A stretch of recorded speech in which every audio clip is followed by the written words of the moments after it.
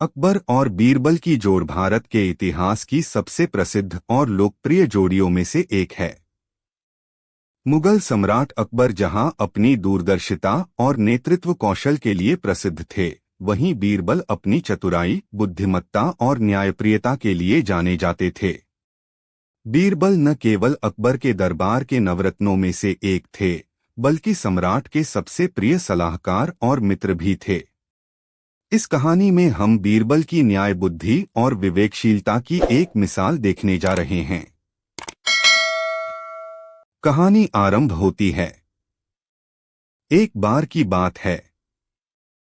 बादशाह अकबर दिल्ली में अपने आलीशान महल में अपने मंत्रियों के साथ दरबार कर रहे थे। तभी एक बूढ़ा किसान दरबार में आया।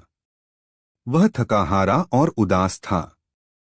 उसने बादशाह को सलाम किया और फरियाद करने लगा। जहां पनाह, बूढ़े किसान ने कहा, मैं एक साधारण किसान हूं। मेरे पास थोड़ी सी जमीन है जिस पर मैं मेहनत मशक्कत कर अपनी आजीविका चलाता हूं। लेकिन पिछले महीने मेरे पड़ोसी रघुनाथ ने मेरी जमीन पर कब्जा कर लिया है और कहता है कि वह जमीन उसकी है। मैंने पंचायत में न्याय मांगा, पर वहां भी उसकी रिश्वत चली और मैं निराश लौटा। अब आप ही मेरे लिए आखिरी उम्मीद हैं। अकबर ने गंभीर होकर उसकी बात सुनी। फिर अपने दीवान से पूछा, क्या हमारे पास जमीन के कागजात हैं? दीवान ने उत्तर दिया, हुजूर, रघुनाथ ने कुछ दस्तावेज पेश किए हैं जिनमें जमीन का हक उसका बताया गया है। पर किसान कहता है कि ये दस्तावेज जाली हैं। अकबर कुछ क्षण मौन रहे। फिर उन्होंने कहा, इस मामले की गहराई से जांच होनी चाहिए। बीरबल, मैं चाहता हूं कि तुम इस विवाद की सच्चाई पता करो और न्याय करो। बीरबल ने सिर झुकाकर कहा, हुक्म की तामील होगी जहांपना। बीरबल की जांच शुरू होती है। बीरबल ने दोनों पक्षों को दरबार से बाहर बुलाया और अलग अलग उनसे बात की। उन्होंने रघुनाथ से पूछा, तुम कहते हो कि जमीन तुम्हारी है। क्या तुम बता सकते हो कि इस पर कितने साल से खेती कर रहे हो? रघुनाथ बोला, लगभग 20 वर्षों से। मेरे पिता के समय से हम इस जमीन को जोतते आए हैं। बीरबल ने पूछा, अच्छा, तो इस जमीन पर कौन कौन सी फसलें उगाई हैं? रघुनाथ झिझका, फिर बोला, गेहूं और कभी कभी बाजरा। अब बीरबल ने किसान से पूछा, तुम कब से इस जमीन पर खेती कर रहे हो? किसान बोला, हुजूर, मेरे पिता और दादा दोनों इस जमीन पर खेती करते थे। मैं खुद भी 30 साल से यही करता आया हूं। हमने कई बार सरसों, चना और कभी गन्ना भी बोया है। बीरबल ने सिर हिलाया। फिर कुछ सिपाहियों को बुलाकर आदेश दिया, हम उस जमीन पर चलेंगे और खुद वहां जाकर देखेंगे कि जमीन किसके काम की गवाही देती है। जमीन की जांच। अगले दिन बीरबल अपने दल के साथ खेतों पर पहुंचे। उन्होंने दोनों व्यक्तियों की बताई गई फसलों की तुलना खेतों की मिट्टी से की। मिट्टी की संरचना, रंग और उसमें बचे हुए कुछ गन्ने के हिस्सों को देखकर उन्होंने अंदाजा लगाया कि यहाँ हाल ही में सरसों और गन्ना बोया गया था, जैसा कि किसान ने बताया था। उन्होंने एक अनुभवी कृषिविज्ञ को बुलवाया और उससे खेत की मिट्टी की जांच करवाई। विशेषज्ञ ने बताया, इस जमीन में गेहूं और बाजरा तो कभी उगाए ही नहीं गए। इसकी मिट्टी चिकनी है और यहाँ आमतौर पर सरसों, चना और गन्ना जैसी फसलें उपजती हैं। बीरबल मुस्कराए और बोले, तो यह स्पष्ट है कि रघुनाथ ने झूठ बोला है। लेकिन बीरबल ने निर्णय सुनाने से पहले एक और योजना बनाई। बीरबल की चालाक योजना। बीरबल ने दोनों व्यक्तियों को अगले दिन पुनः दरबार में बुलाया। इस बार उन्होंने दोनों के लिए एक कठिन पर दिलचस्प परीक्षा रखी। उन्होंने सिपाहियों को आदेश दिया कि खेत से थोड़ी मिट्टी लाकर 2 अलग अलग थालियों में रखी जाए। फिर बीरबल ने दोनों से कहा, इन थालियों में अपने अपने खेत की मिट्टी है। जिस पर तुम दोनों दावा कर रहे हो। हम जानना चाहते हैं कि तुम अपने खेत की मिट्टी को पहचान सकते हो या नहीं। किसान चौंका, लेकिन उसने तुरंत एक थाली उठाई, उसे सूंघा, हाथों में मसलकर देखा और फिर आत्मविश्वास से बोला, यह मेरी जमीन की मिट्टी है, हुजूर। रघुनाथ घबरा गया। वह भी दिखावे के लिए दूसरी थाली की मिट्टी को देखने लगा, लेकिन उसका चेहरा बता रहा था कि वह झूठ बोल रहा है। बीरबल ने मुस्कराकर कहा, इसमें शक नहीं कि यह जमीन उसी किसान की है। एक सच्चा किसान अपनी जमीन की मिट्टी, उसकी महक, उसकी नमी और उसकी पहचान को कभी नहीं भूल सकता। रघुनाथ झूठा है और इसने जमीन के कागजात भी जाली तैयार किए हैं। रघुनाथ की सच्चाई सामने आती है। अब रघुनाथ की सच्चाई सामने आ गई थी। बीरबल ने उसे सामने बुलवाया और कहा, तुमने झूठ बोलकर न केवल एक निर्दोष किसान की जमीन हड़पने की कोशिश की, बल्कि दरबार और जहांपनाह को भी धोखा देने का प्रयास किया। यह गुनाह माफ नहीं किया जा सकता। रघुनाथ डर के मारे कांपने लगा और जमीन छोड़ने को तैयार हो गया। लेकिन बीरबल ने उसे दंड देने की सिफारिश की। जहांपनाह, बीरबल बोले, ऐसे लोगों को यदि सजा न दी जाए तो और भी लोग इस तरह के अन्याय को बढ़ावा देंगे। मैं सुझाव देता हूं कि इसे 6 महीने के लिए कारागार में डाला जाए और इस पर जुर्माना भी लगाया जाए। अकबर ने बीरबल की बात मानते हुए सजा सुनाई और किसान को उसकी जमीन लौटाने का आदेश दिया। बीरबल की प्रशंसा। पूरा दरबार बीरबल की न्यायप्रियता और बुद्धिमत्ता की प्रशंसा करने लगा। किसान ने उनके चरण छुए और कहा, हुजूर, आपने मुझे न्याय दिलाकर मेरी उम्मीदों को नया जीवन दिया। मैं आपकी यह कृपा कभी नहीं भूलूंगा। अकबर मुस्कराए और बोले, बीरबल, तुम्हारी यही विशेषता है जो तुम्हें मेरे नवरत्नों में सर्वोत्तम बनाती है। तुम न केवल बुद्धिमान हो बल्कि न्यायप्रिय भी हो। तुम्हारा हर निर्णय मुझे गर्व महसूस कराता है। बीरबल ने विनम्रता से कहा, जहांपनाह, यह मेरा सौभाग्य है कि मुझे आपकी सेवा का अवसर मिला। न्याय देना मेरा कर्तव्य है और जब तक आप जैसे राजा हैं, सत्य की रक्षा होती रहेगी। उपसंहार। यह कहानी हमें यह सिखाती है कि सत्य और न्याय की राह कठिन हो सकती है, लेकिन अंततः वही विजय होता है। बीरबल की न्याय बुद्धि, उनकी सूझबूझ और सटीक जांच ने न केवल एक निर्दोष व्यक्ति को न्याय दिलाया, बल्कि एक झूठे और लालची आदमी को उसकी सजा भी दिलवाई। बीरबल जैसे पात्र आज भी हमारे समाज के लिए प्रेरणा हैं। जब भी हम अन्याय का सामना करें, हमें यह याद रखना चाहिए कि साहस, विवेक और सत्य की शक्ति से हम किसी भी अन्याय के विरुद्ध खड़े हो सकते हैं। अकबर और बीरबल की कहानियां भारतीय लोककथाओं में अपनी अद्भुत बुद्धिमत्ता, हास्य और नैतिक शिक्षा के लिए प्रसिद्ध हैं। इन कहानियों में बीरबल की चतुराई और न्याय बुद्धि लोगों को न केवल आनंदित करती है, बल्कि जीवन में सही निर्णय लेने की प्रेरणा भी देती है। प्रस्तुत कहानी बीरबल और चोरी की गुत्थी एक ऐसे ही रोचक प्रसंग पर आधारित है, जिसमें बीरबल अपनी विवेकशीलता और निर्णय क्षमता से न केवल एक चोरी के मामले को सुलझाते हैं, बल्कि दरबार के कई गणमान्य जनों को भी चौंका देते हैं। एक दिन की बात है। मुगल सम्राट अकबर अपने भव्य दीवाने खास में दरबार कर रहे थे। सभी मंत्री, अमीर उमराह, सैनिक अधिकारी और न्यायप्रिय बीरबल अपनी अपनी जगह पर बैठे थे। तभी महल के दरवाजे से तेज आवाज आई, हुजूर, हमारी मदद कीजिए, हम लुट गए। यह आवाज एक व्यापारी की थी। वह घबराया हुआ, पसीने से भीगा और हांफता हुआ सीधे अकबर के सामने पहुंचा। शांत हो जाओ, अकबर ने स्नेहपूर्वक कहा। क्या हुआ? विस्तार से बताओ। व्यापारी ने हाथ जोड़ते हुए कहा, जहांपनाह, मैं आगरा का एक प्रतिष्ठित व्यापारी हूं। कल रात मेरे घर से एक बहुत कीमती हीरा चोरी हो गया है। वह हीरा मैंने अगले महीने दिल्ली के हीरा बाजार में एक विदेशी सौदागर को बेचने के लिए रखा था। परंतु आज सुबह जब मैं उठा तो देखा कि संदूक खुला पड़ा था और हीरा गायब है।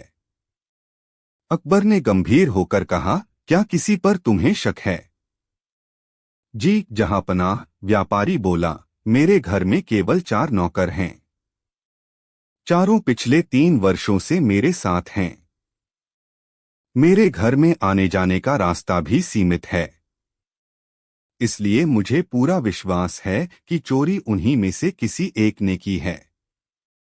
अकबर ने आदेश दिया, चारों नौकरों को तत्काल दरबार में लाया जाए।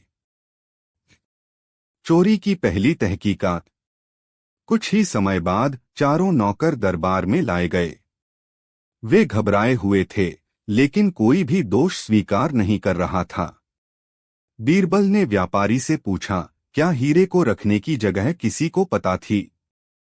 नहीं हुजूर, व्यापारी बोला, सिर्फ मैं जानता था। वह एक लोहे की संदूक में बंद था, जिसे मैं हर रात अपने बिस्तर के नीचे रखता था। बीरबल सोच में पड़ गए।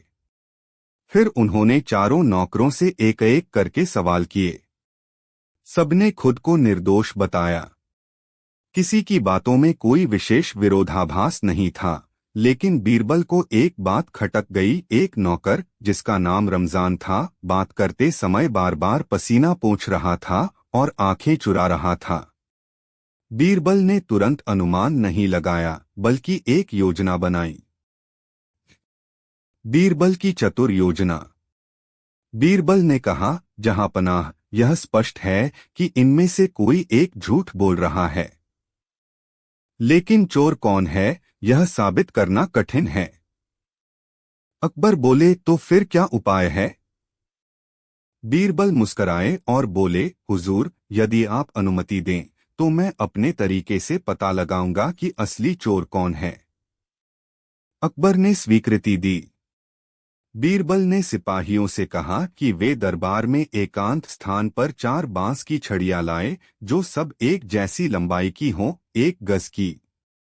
जब छड़ियां लाई गईं, तो बीरबल ने उन्हें चारों नौकरों को एक एक कर देते हुए कहा, यह छड़ी जादुई है। जो भी चोर होगा, उसकी छड़ी सुबह तक आधा इंच बढ़ जाएगी। तुम सब इन छड़ियों को लेकर घर जाओ और कल सुबह इन्हें हमारे पास वापस लाना। चारों नौकर छड़ियां लेकर चले गए। बीरबल की योजना रंग लाती है। अगली सुबह चारों नौकर छड़ियां लेकर दरबार में आए। बीरबल ने उन्हें एक एक कर छड़ियां देने को कहा।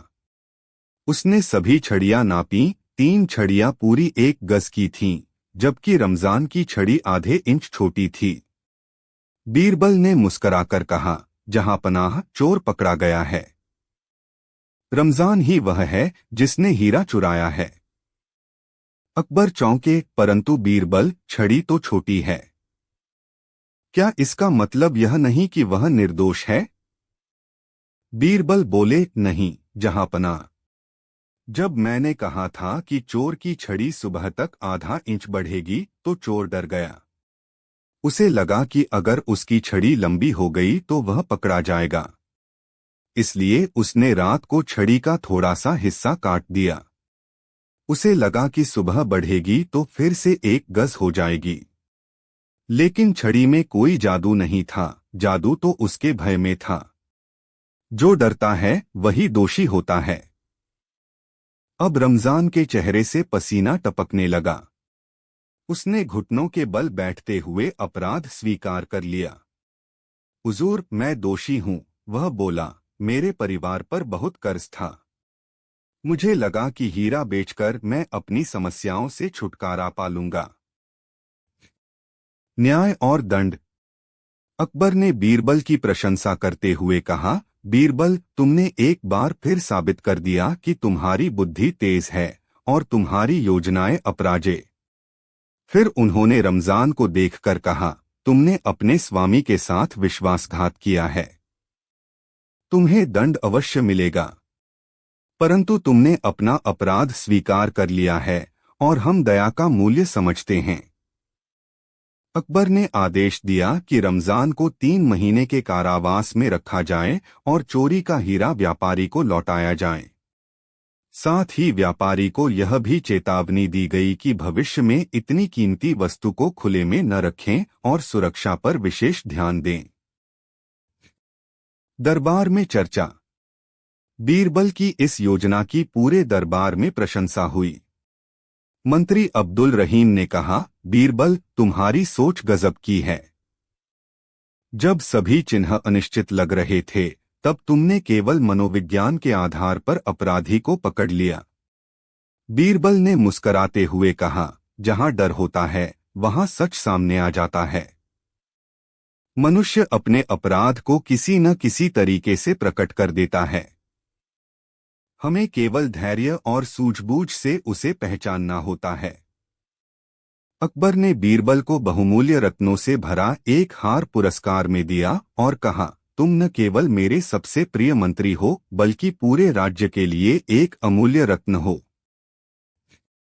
उपसंहार। बीरबल और चोरी की गुत्थी न केवल एक रहस्यमय घटना को हल करने की कथा है, बल्कि यह सिखाती है कि सत्य को उजागर करने के लिए केवल सबूतों की नहीं, बल्कि समझदारी और इंसानी स्वभाव को पढ़ने की कला की आवश्यकता होती है।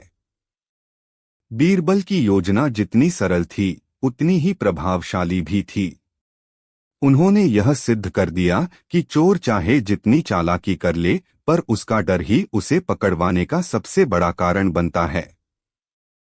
यह कहानी आज भी यह संदेश देती है कि झूठ और अपराध कितनी भी चालाकी से छिपाए जाए, एक दिन सामने आ ही जाते हैं। सच्चे बुद्धिमान वे हैं जो बातों के पीछे के व्यवहार को पढ़ सकें। न्याय की नींव केवल साक्ष्य नहीं, बल्कि संवेदना और विवेक भी होते हैं। अकबर और बीरबल की कहानियां भारतीय संस्कृति में चतुराई, न्याय और विवेक की मिसाल रही हैं। अकबर एक महान सम्राट थे जो अपने दरबार में बुद्धिमान और न्यायप्रिय व्यक्तियों को बहुत सम्मान देते थे।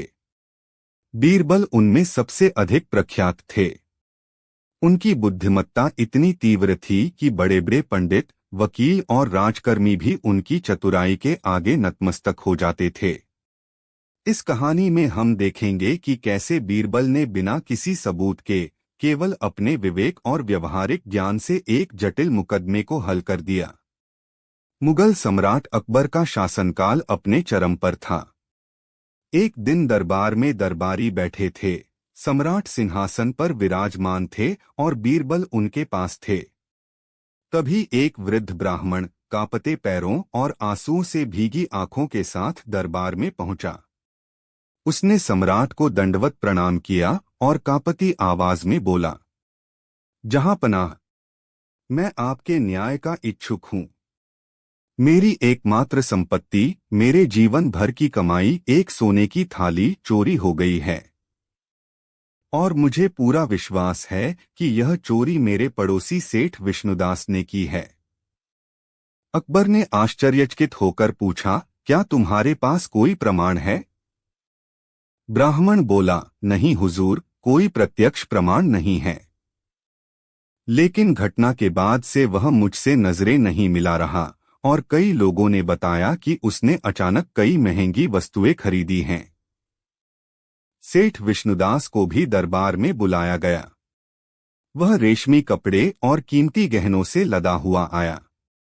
अकबर ने उससे पूछा, तुम्हारे ऊपर चोरी का आरोप है, क्या तुमने ब्राह्मण की थाली चुराई है? विष्णुदास ने बड़े आत्मविश्वास से उत्तर दिया, जहांपनाह, यह सरासर झूठ है। मैंने हाल ही में व्यापार में लाभ कमाया है, जिससे मैंने वस्तुएं खरीदी। उस पर थाली चोरी करने का कोई सवाल ही नहीं उठता। अकबर ने बीरबल की ओर देखा और कहा, इस मामले की सच्चाई सामने लाना तुम्हारा कार्य है। कोई प्रत्यक्ष प्रमाण नहीं है, परंतु न्याय तो होना ही चाहिए। बीरबल की योजना। बीरबल ने कुछ क्षण सोचा, फिर कहा, जहांपनाह, मुझे एक दिन का समय दीजिए। मैं इस चोरी की गुत्थी को सुलझा दूंगा। अकबर ने सहमति दी। बीरबल ने सबसे पहले ब्राह्मण और सेठ दोनों को अपने साथ ले जाकर उनके घरों की जानकारी ली। ब्राह्मण का घर साधारण था और जीवन भर की पूंजी की थाली के गायब होने का दर्द उसकी आंखों में स्पष्ट झलक रहा था। दूसरी ओर सेठ विष्णुदास का घर अत्यधिक सुसज्जित था, जिसमें नया फर्नीचर, चांदी के बर्तन और हीरों से जड़ी एक मूर्ति रखी गई थी। बीरबल ने देखा कि सेठ के घर में एक छोटा बगीचा था। उन्होंने बगीचे के माली से बातचीत की तो पता चला कि कुछ दिन पहले सेठ ने अचानक अपने पुराने नौकर को निकाल दिया और नए माली को रखा है। बीरबल को यह बात खटक गई।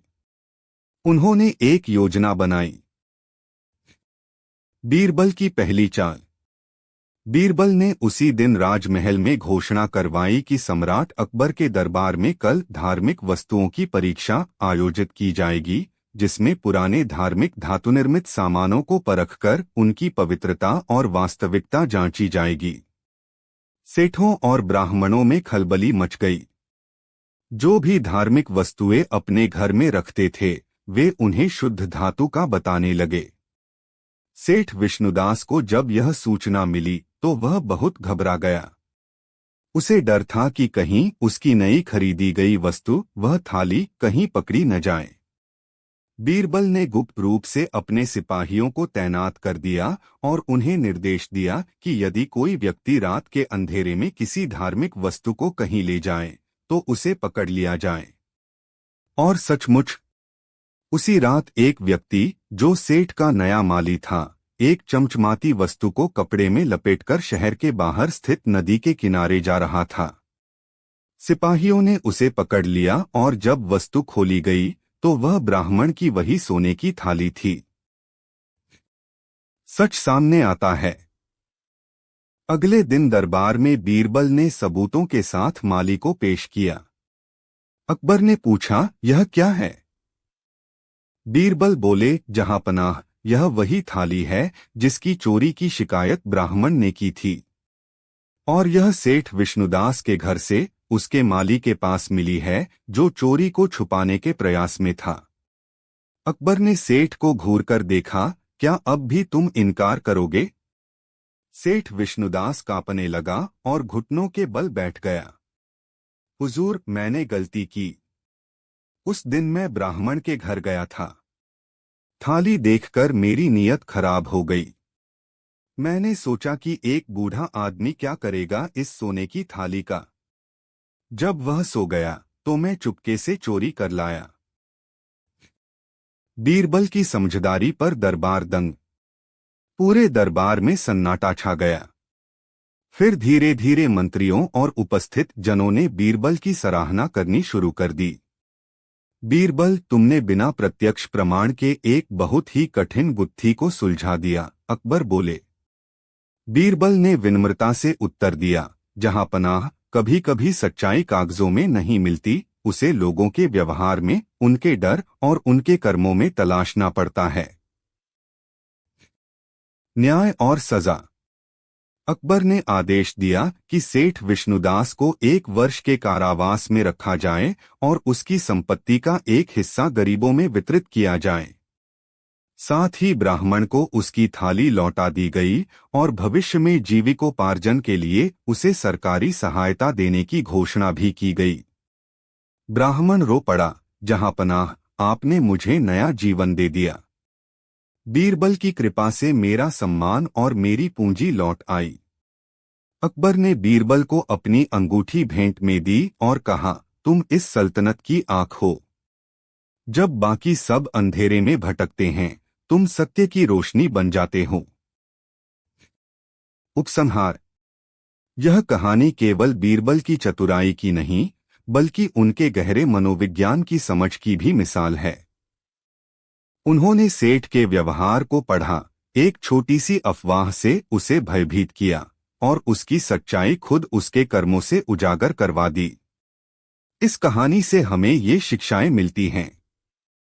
न्याय केवल गवाहों और कागजों से नहीं, बल्कि समझ और विवेक से भी होता है। जो व्यक्ति गलत करता है वह भय में जीता है और अंततः वही भय उसे सच्चाई के सामने लाकर खड़ा करता है।